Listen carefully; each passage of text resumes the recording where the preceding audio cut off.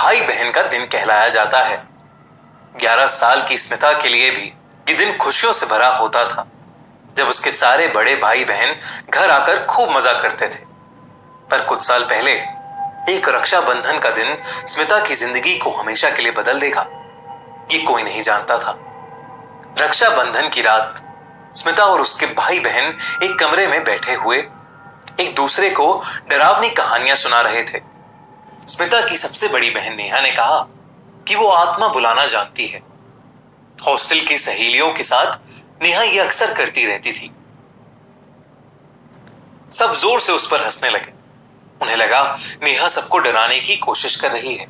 अपना मजाक बनते देख नेहा आत्मा को बुलाने के लिए राजी हो गई। नेहा ने कमरे की सारी लाइट्स बंद कर दी और सबको एक गोले में बैठने के लिए कहा। उसके बाद नेहा ने गोले के बीच में एक कैंडल और एक सिक्का रख दिया।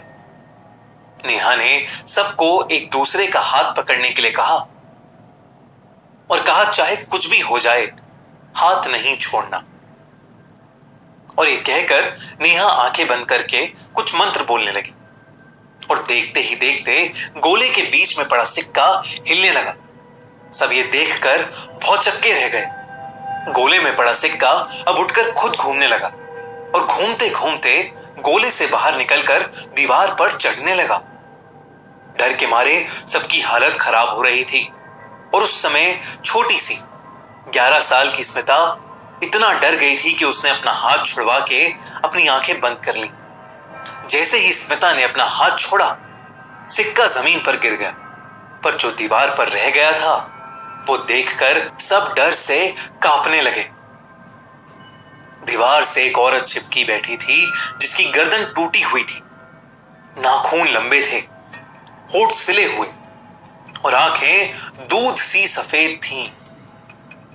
सब मानो अपनी जगह पर बर्फ की तरह जम गए थे। नेहा उठी और सिक्का उठाने के लिए डरी डरी आगे जाने लगी।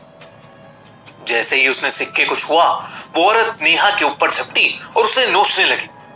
ये देखकर स्मिता जोर से चीखने लगी और स्मिता के मम्मी पापा अंदर आ गए थे। उन्हें देखते ही वो औरत नेहा के ऊपर से गायब हो गई। सब लोग नेहा को डरी नजर से देखने लगे। नेहा उठी और पलटी। उसके होठ बिल्कुल उस औरत की तरह सिले हुए थे।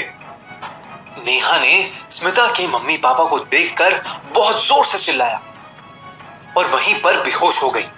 वो लोग फौरन उसे हॉस्पिटल लेकर भागे, जहां उसका इलाज हुआ। कुछ समय बाद वो ठीक हो गई। छोटी सी स्मिता को ये रक्षाबंधन का दिन हमेशा के लिए एक दिल दहला देने वाली याद दे गया। और कहानियाँ सुनने के लिए लाइक करें, शेयर करें और कमेंट करें और सब्सक्राइब कर दें। जितना शेयर करोगे उतना ज़्यादा अच्छे से कहानी लाऊंगा।